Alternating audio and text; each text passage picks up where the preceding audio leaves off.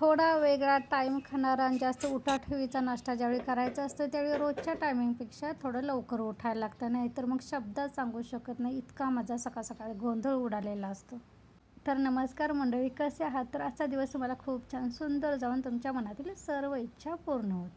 उठल्या उठल्या तर पहिलं माझं काम म्हणजे पहिल्यांदा शेगडीवर बर्नर लावायचं, त्यानंतर दूध गरम करत ठेवायचं, कारण दूध खराब होण्याची भीती मला प्रचंड असते, त्यामुळे उठल्या उठल्या माझं ते काम असतं. त्यानंतर मग चपातीचं पीठ मळून ठेवायचं, मग मस्तपैकी अर्धा कप चहा मला सकाळ सकाळी लागतोच, तरच मला पुढची कामं होतात. तर इथं मला आप्पे करायचे होते, त्यामुळे दोडक्याची भाजी करायची होती, तर दोडक्याची भाजी वगैरे करून घेतली. त्यानंतर इथं आता पहिल्यांदा चटणी बनवून घेते, त्यासाठी इथे तर फोडणी टाकते. खोबरं वगैरे सगळं बारीक करून ठेवलेलं आहे.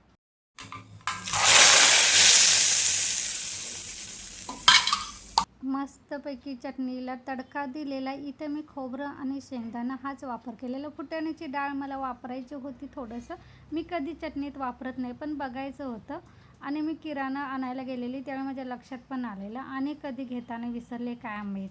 आता बघितलं, मला वाटलं आणून ठेवली असेल, ते किराणाच्या डब्यामध्ये बघितलं तर फुटाण्याची डाळ नव्हते, त्यामुळे शेंगदाणा, खोबरं, मिरची, थोडंसं लसूण, कोथिंबीर वगैरे घालून चटणी बनवून घेतली. त्यानंतर इथं नीलला आप्पे आवडतात आणि कधी पण मी इडलीचं पीठ ज्यावेळी बनवायला घेते ना, 3-4 दिवसाचा नाश्ता होईल अशाच पद्धतीने डाळ आणि तांदूळ भिजत घालते.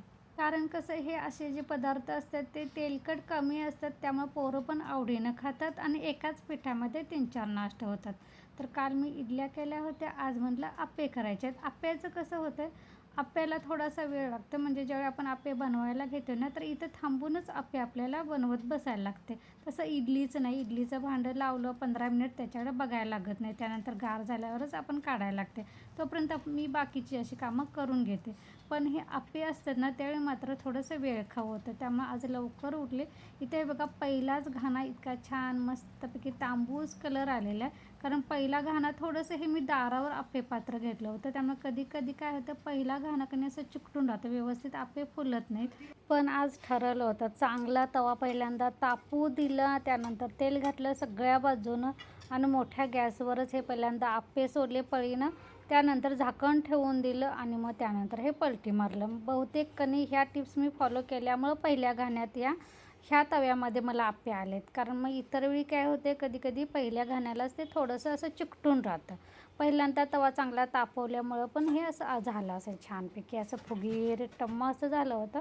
जसं काढेल ना तसं ते पोरांना वगैरे नाश्ता पहिल्यांदा दिला, त्यानंतर चपात्या करून घेतल्या, त्यांचे डबे वगैरे भरले, त्यांना पाठवून दिलं, म्हणजे थोडंसं किचन कट्ट्यावरचं माझी अर्धी कामं का असे ना पूर्ण होऊन जातात. त्यानंतर मी माझं आवरलं, त्यानंतर मग भात डाळ केली, शेवग्याच्या शेंगा होत्या त्यामुळे मस्तपैकी डाळीची आमटी करून घेतली. चपाती करताना मी सगळ्यांसाठीच मग चपात्या बनवून घेतल्या. आज काय मी फरशा वगैरे पुसत बसले नव्हते, कारण थोडंसं बाहेर जायचं होतं, त्यामुळे पटापटा मला घरातली कामं सगळी आवरायची होती.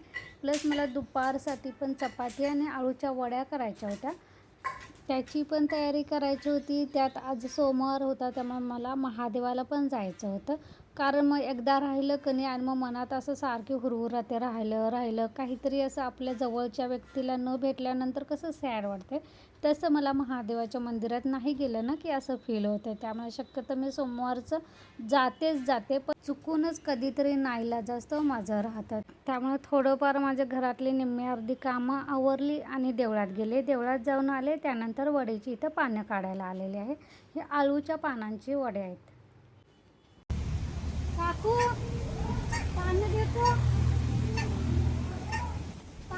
पानं.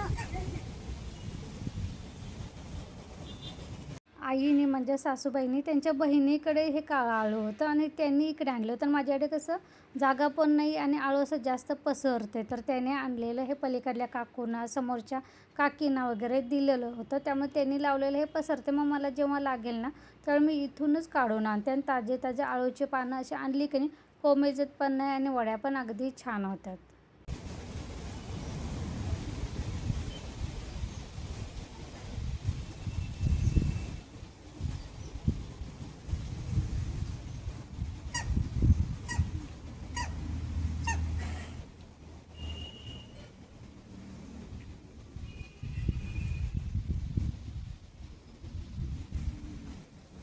प्रत्येक वेळी मी अळूची छोटी छोटी पानं नेते आणि लेयर असं पदराच्या कणी अळूवड्या बनवते. पण आज थोडीशी कणी मध्यम आकाराचीच पानं घेतली, कारण मला सिंगल अळूच्या पानावरच ते पीठ थापून कणी असेच वडी बनवायची होती, अगदी साध्या पद्धतीनं. त्यामुळे थोडी आणि पटकन पण होतील, कारण छोटं पानं असलं की ते भरपूर वेळा लावायला लागतं आणि ते वेळखाऊ पण आहे, म्हणून मोठी मोठीच पानं काढून आणली. त्यानंतर त्याचे देठ काढलं, चिरा काढले आणि लाटणं फिरवते सरळ मी. म्हणजे आपल्याला गुंडाळे करताना पण शिरा मऊ झाल्यामुळं पटकन असं मोडत नाही, नाहीतर मग पानं फाटतात. त्यामुळे लाटणं फिरवून घ्यायची, स्वच्छ धुवून घ्यायचं आणि लाटणं फिरवून घ्यायचं. त्यानंतर तिथे मग लागणारं वाटण वगैरे करून घेतलं. त्यानंतर अळूची पानं लावून ही इडली पात्रात लावलेले आहेत आणि इथे एका बाजूला कणी मी मागं शुक्रवारच्या आठवडी बाजारातून पोकळ्याची भाजी आणली होती. बरेच दिवस पालेभाजी घरी बनवलीच नव्हती. आमच्या शेतातली आंबाड्याची भाजी चालू होती, त्यावेळी केली होती. त्यानंतर मला पलीकडल्या काकीने एकदा त्यांच्या दारातली कणी लाल माठाची भाजी दिली होती. त्यानंतर माझं कधी करणं झालंच नव्हतं. बाजारात पोकळा दिसला, म्हटलं तर बरेच दिवस केली नाही तर घेऊन यावं. पण ते निवडून ठेवलेली चाळणी ती फ्रीजमध्ये तसंच. त्यावेळी कणी काही ना काहीतरी करायचे आहे ना, हे राहून गेलं होतं. आज म्हटलं आता पोरांच्या सकाळच्या डब्याला दोडका केलेला, तो थोडासा शिल्लक होता, कारण दोडका पण कणी शिजून कमीच होतं, त्यामुळे ती काही सगळ्यांना पुरणार नव्हती. अळूच्या वड्या केल्या होत्या, ते पाहुण्यांच्याकडे न्यायला केल्या होत्या. त्यानंतर म्हटलं थोड्याशा अळूच्या वड्या मला संध्याकाळसाठी पण मला उकडून ठेवायच्या होत्या. म्हटलं पालेभाजी ठेवली तर अजून खराब होईल, तर ती पण आता कढईमध्ये फोडणीला टाकून घेतली. त्यानंतर चपात्या केल्या, तिकडे न्यायच्या. त्यानंतर वड्या वगैरे फोडणीला दिल्या. उरलेल्या वड्या मी फ्रीजमध्ये तसेच त्या उकडून ठेवल्या. संध्याकाळी म्हटलं भाकरी केल्यानंतर त्याच तव्यामध्ये परतायला येतील. चला, ह्यासोबतच आजचं सकाळचं रुटीन मी दाखवलेलं आहे. ह्यासोबतच आजचा व्लॉग पण मी इथंच बंद करते. तर तुम्हाला सकाळपासूनचं दुपारपर्यंतचं रुटीन कसं वाटलं ते नक्की सांगा. व्लॉग आवडला असेल तर सबस्क्राईब करायला विसरू नका. बाय.